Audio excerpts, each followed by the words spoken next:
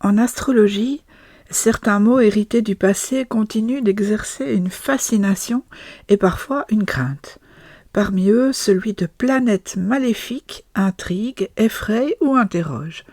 Pourquoi avoir qualifié certaines planètes de maléfiques? Le sont-elles vraiment? Et surtout, qu'est-ce que cela veut dire aujourd'hui dans une lecture moderne du ciel? Dans la tradition astrologique antique, les planètes étaient divisées en deux catégories, les bénéfiques et les maléfiques. Les planètes bénéfiques, Vénus et Jupiter, étaient considérées comme porteuses de chance, d'abondance, d'harmonie. Les maléfiques, Mars et Saturne, symbolisaient au contraire les obstacles, les épreuves, la douleur ou la destruction.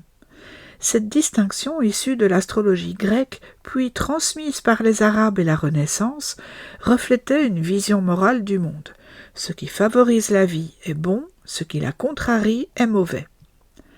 Mars, dans cette logique, représentait la guerre, le feu, la colère, la blessure. C'est la planète de l'action et du combat, mais aussi celle du danger, du sang et de la séparation.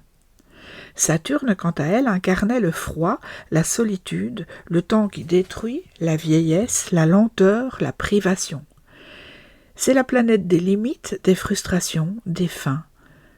Toutes deux, dans la symbolique ancienne, faisaient peur parce qu'elles rappelaient la souffrance humaine, la violence et la perte, la maladie et la mort.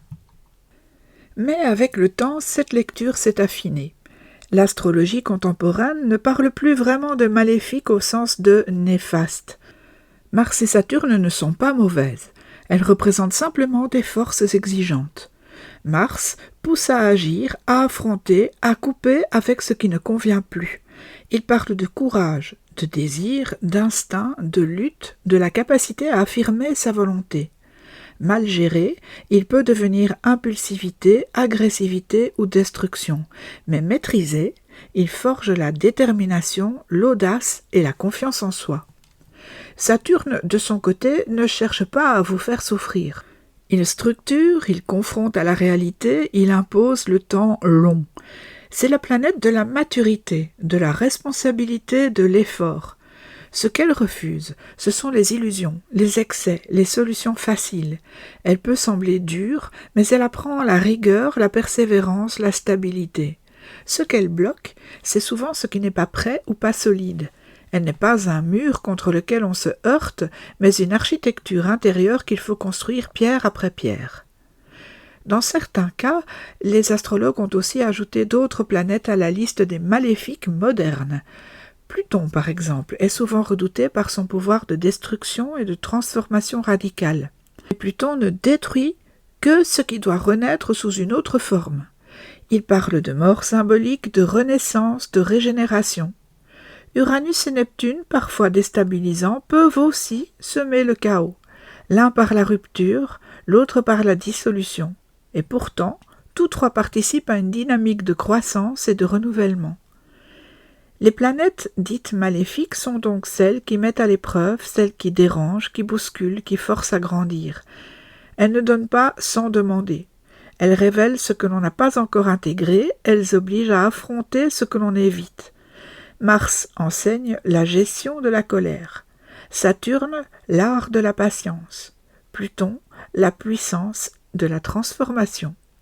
Elles sont comme des maîtres sévères qui ne flattent pas mais qui libèrent.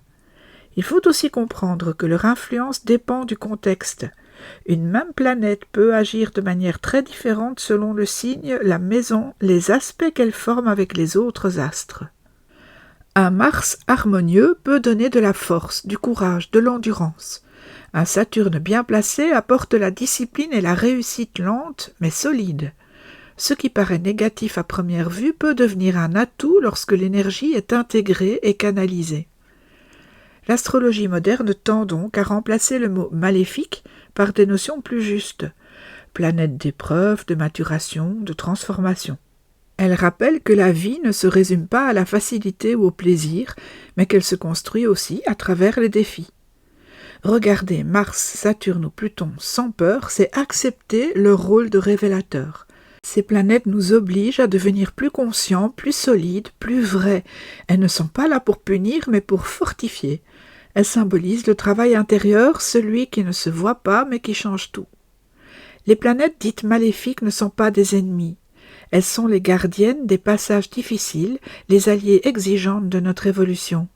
Elles rappellent que la lumière ne prend tout son sens qu'à travers l'ombre et que même les aspects les plus rudes du ciel peuvent devenir des portes vers une grande liberté intérieure.